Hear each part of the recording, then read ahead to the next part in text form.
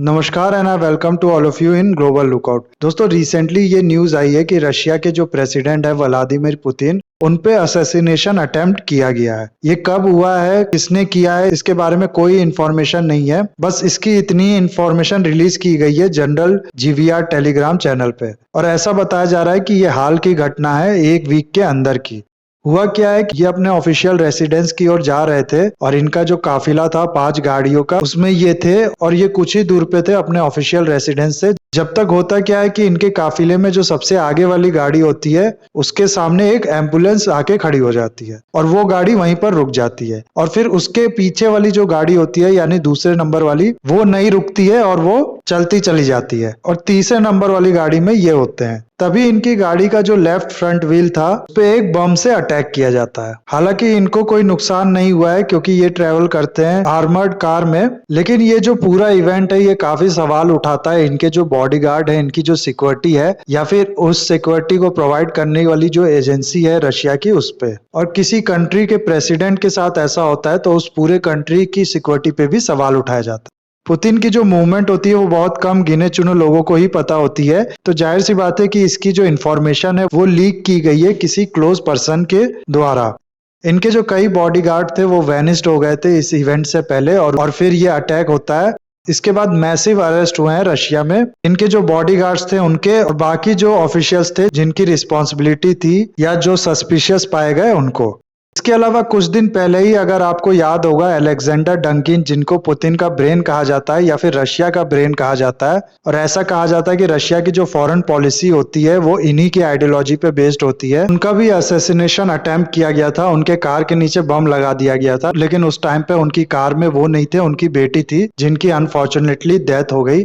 इस पे मैंने पूरा वीडियो भी बताया है और इनकी बुक के बारे में भी बताया है, जिसमें इनने पूरा प्लान दिया है कि कैसे रशिया पूरे वर्ल्ड में अपना इन्फ्लुएंस फैलाएगा। उस वीडियो का लिंक मैं डाल दूंगा डिस्क्रिप्शन में, उस वीडियो को भी जाके देखिए आप लोग। आई एम श्योर वो वीडियो भी आपको बहुत ज्यादा इंटरेस्टिंग लगेगा।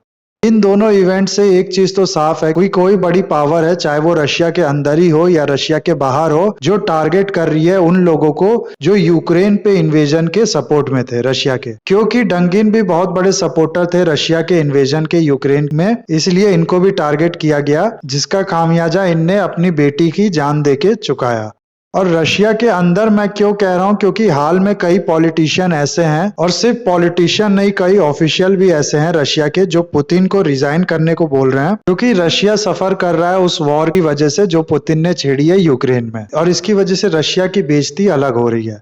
हाल में ही खार्किव ओब्लास्ट में यूक्रेन आर्मी ने एक काउंटर ऑफेंसिव लॉन्च किया था रशियन आर्मी के खिलाफ, जिसमें उनको बहुत बड़ी विक्ट्री भी मिली है। खार्किव आता है यूक्रेन के ईस्टर्न पार्ट में, और ओब्लास्ट कहते हैं रशिया में या फिर फॉर्मर सोवियत यूनियन कंट्रीज में प्रोविंसेस को। इस एरिया को बहुत टाइम रशिया ने ऑक्यूपाइड कर रखा था, लेकिन 6 सितंबर 2022 को यूक्रेन आर्मी ने यहाँ पर काउंटर ऑफेंसिव लॉन्च किया। धीरे धीरे बढ़ते बढ़ते 9 सितंबर तक उन्हें 100 स्क्वायर किलोमीटर की टेरिटरी रशिया से छीन के वापस ऑक्यूपाइड कर ली। 10 सितंबर को institute of study of war ने यह कहा कि 25 स्क्वायर किलोमीटर की टेरिटरी खार्किव रीजन में ऑक्यूपाइड कर चुका है यूक्रेन। और इस एरिया में रशिया फोर्सेस का जो बेस था इजियम, वो छोड़ के फाइनली रशियन को पीछे हटना पड़ा। और इसके अलावा कुपियांस्क रेलवे हब को भी यूक्रेन फोर्स ने अपने कब्जे में ले लिया, जो कि मेन रूट था रशियन आर्मी को जो सप्लाई जाती थी उसका। हाल में ही 15 सितंबर को जेलेंस्की इजियम वाले एरिया में भी गए थे अपनी इस विक्ट्री को सेलिब्रेट करने के लिए।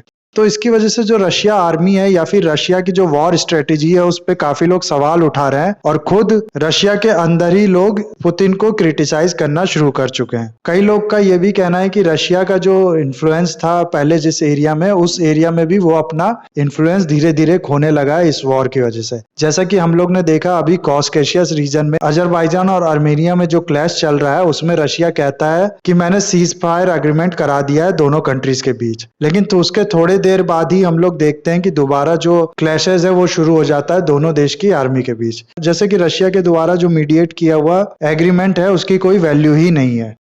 ये जो अटैक है पुतिन पे ये पहली बार नहीं हुआ है। 2017 में इनने एक इंटरव्यू में ये कहा था, मेरे पे टोटल 5 बार अब तक असैसिनेशन का अटेम्प्ट किया गया है। इसी साल मई के महीने में टॉप यूक्रेनियन इंटेलिजेंस ऑफिसर ने एक ऑनलाइन न्यूज़पेपर यूक्रेनिस्का प्रोविंदा से बातचीत करते करते ये कहा था कि यूक्रेन की तरफ से पुतिन को मारने के लिए कई बार अटेम्प्ट किया गया है और लास्ट अटेम्प्ट अभी 2 महीने पहले ही किया गया था। और ये जो रशिया यूक्रेन वॉर है इसके बारे में हाल में पुतिन ने कहा था कि हमने वॉर में कुछ नहीं खोया और जो गेन मिला हम लोग को इस वॉर से वो ये है कि हमने अपनी सॉवरेनिटी को स्ट्रेंथन किया है। लेकिन अब इनको ये सोचना पड़ेगा कि इस वॉर की वजह से हो क्या रहा है। एक तो दोनों तरफ के सोल्जर्स मारे जा रहे हैं, उसके बाद सिविलियंस की डेथ हो रही है, उनके लिए ह्यूमैनिटेरियन क्राइसिस क्रिएट हो रहा है, प्लस वर्ल्ड की इकोनॉमी पे इतना बड़ा असर पड़ रहा है। और ऐसी सिविलियंस पे अत्याचार या फिर ह्यूमन राइट वायलेशन वाली न्यूज जब सामने आती हैं तो कहीं ना कहीं जो कंट्रीज इनको सपोर्ट कर भी रही है उसके लिए भी अब धीरे धीरे मुश्किल होता जा रहा है रशिया को सपोर्ट कर पाना। इसलिए इनको चाहिए कि ये कि जल्दी से जल्दी जैसे भी हो इस वॉर को कंक्लूड करे, ताकि उससे जो ह्यूमैनिटेरियन क्राइसिस या वर्ल्ड के इकोनॉमी पे जो खतरा मंडरा रहा है उससे निजात मिल सके दुनिया को।